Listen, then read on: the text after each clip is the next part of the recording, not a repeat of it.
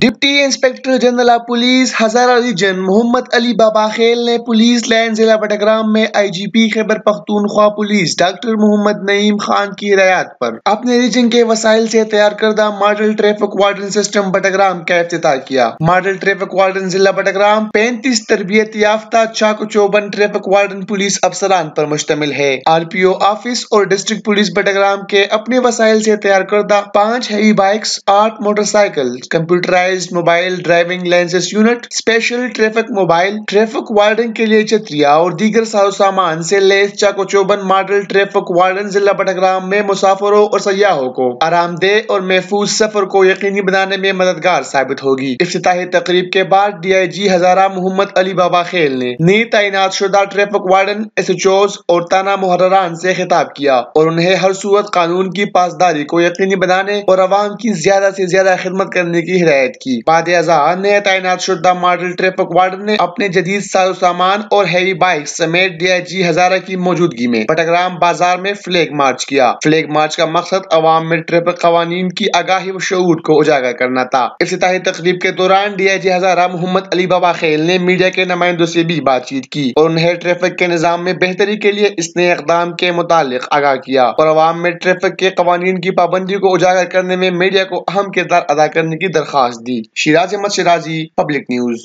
Battagram.